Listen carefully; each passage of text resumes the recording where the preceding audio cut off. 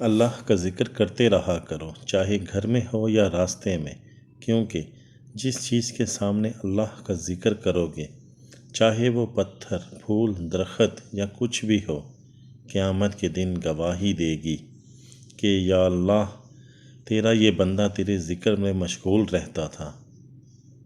اللہ پاک نے انسان کو دل دیا، لیکن اس کا سکون اپنے پاس رکھا اور فرمایا یاد رکھو، دل کا سکون صرف اللہ کی یاد میں ہے۔ اللہ سے رجوع کرنے میں دیر نہ کرو، بے شک اس نے عرش الہی پر تحریر لکھ دی ہے، میری رحمت میرے غضب پر حاوی ہے۔ کسی کا دل اتنا مت دکھاؤ کہ وہ اللہ کے سامنے تمہارا نام لے کر رو پڑے، کیونکہ ٹوٹے ہوئے دل سے نکلی آہ عرش تک جاتی ہے۔ اچھی بات، اللہ کی 4 رحمتیں جو انسان سے برداشت نہیں ہوتی: بیٹی، مہمان، بارش اور بیماری۔ اللہ کے 4 عذاب جو انسان خوشی سے قبول کر لیتا ہے: جہیز، سود، غیبت اور جھوٹ۔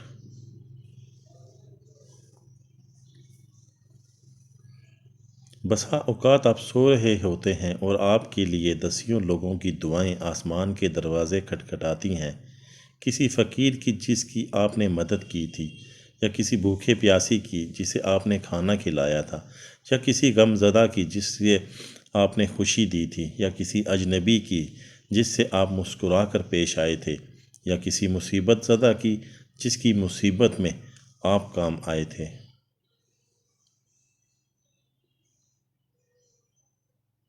کسی بھی نیکی کو معمولی نہ سمجھو۔ ایک خوبصورت یقین: اللہ کبھی بھی دوسرا دروازہ کھولے بغیر پہلا دروازہ بند نہیں کرتا۔ جب تمہیں ذکر اللہ سننا اچھا لگنے لگے تو جان لو کہ تمہیں اللہ سے اور اللہ کو تم سے محبت ہو گئی ہے۔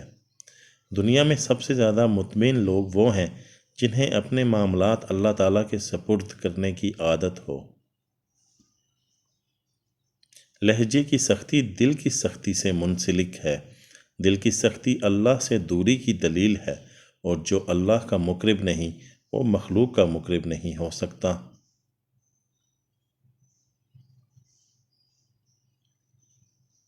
آنسوؤں کا جاری نہ ہونا دل کی سختی کی وجہ سے ہے، اور دل کی سختی گناہوں کی کثرت کی وجہ سے ہے۔